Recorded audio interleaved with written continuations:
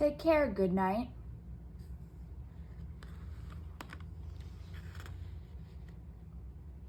Take Care, Good Night by Shelley Moore Thomas. Pictures by Paul Meisel.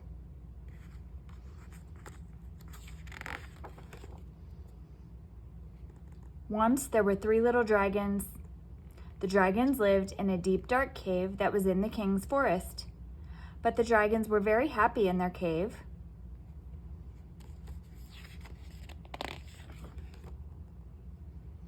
They had a good friend. He was called the Good Knight. Every day he rode his horse, clippity-clop, to the dragon's cave to say, "Good morning, good dragons." "Good morning, good night," replied the dragons. And every night he rode his horse, clippity-clop, to put the little dragons to bed. Good night," the dragons said before they went to sleep.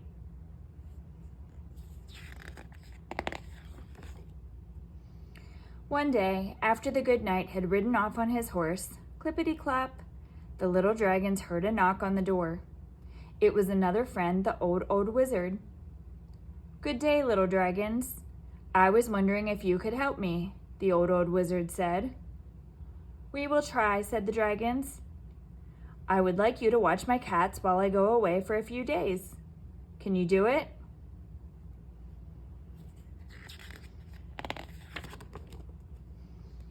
The dragons had never watched cats before, but the Good Knight had taught them that it was good to do good deeds. "Certainly, we will help you," said the dragons. The old wizard was very happy. He told the dragons that he would leave a note with instructions at his cottage. He left them the shiny silver key to his door. "Take care, good dragons," he said, and then he disappeared in a puff of smoke. "This is going to be fun," said the first dragon. "I can hardly wait," said the second dragon. "Yippee," said the third dragon.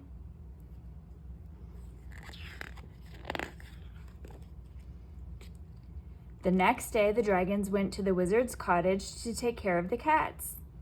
They opened the door with the shiny silver key. They saw lots of cats. They found the wizard's note on the counter. There was only one problem. The dragons didn't know how to read. "Give the cats fresh water. Give the cats food from the cupboard. Put the cats to sleep in their beds at night."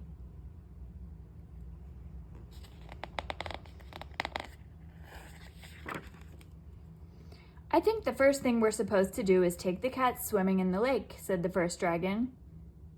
So the dragons gathered up the cats and took them to the lake for a swim.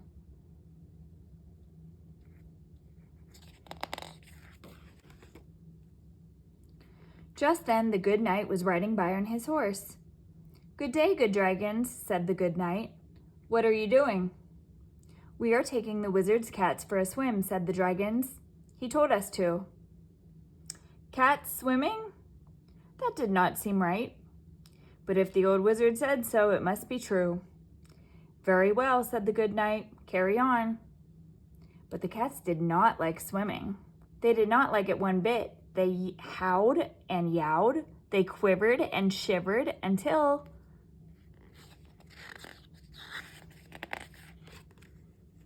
the little dragons took them home. Then the little dragons looked at the wizard's note to see what to do next. "I think it says to put the cats in the cupboard," said the second dragon. So the dragons put the cats in the cupboard.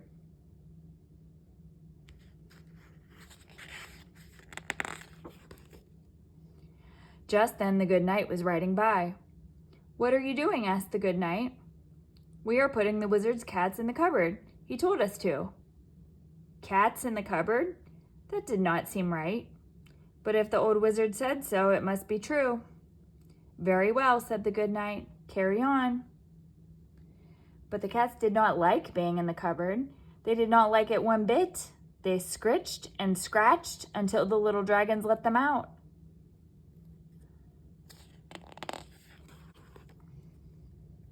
By then the cats were very thirsty and very hungry, and so were the little dragons. But they looked at the note once more. "I think now we are supposed to take the cats camping," said the third dragon. So the dragons took the cats out camping under the stars.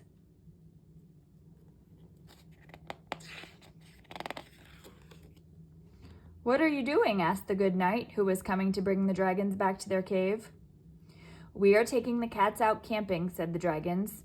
"The old wizard told us to." Cats camping?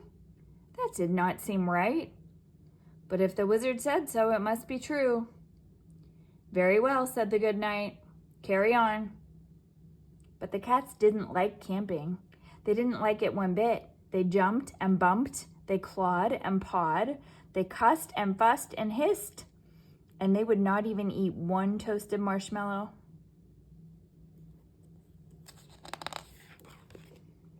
The good knight could not help but hear all the racket the cats were making. Something doesn't seem right, he thought. Back he rode to the wizard's house. Clippity-clop. "Follow me, good dragons," he said. "Let us get to the bottom of this and bring those cats."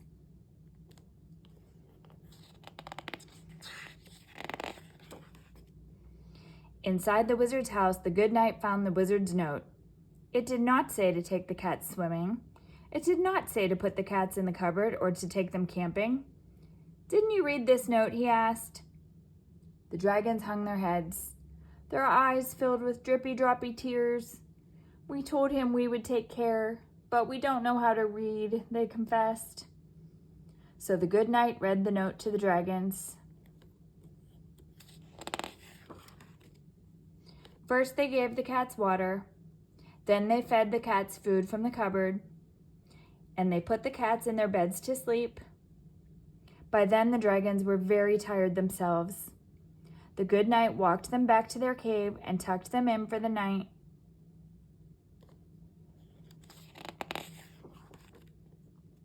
The next day the wizard came back from his trip. He visited the dragons. "Thank you for watching my cats," he said. "You did such a good job, I wanted you to have this." He handed them a tiny baby kitten of their own. "And I wanted you to have this," said the good knight. He handed a book to the dragons.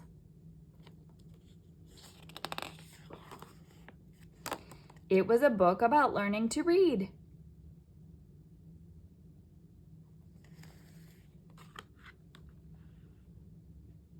The end.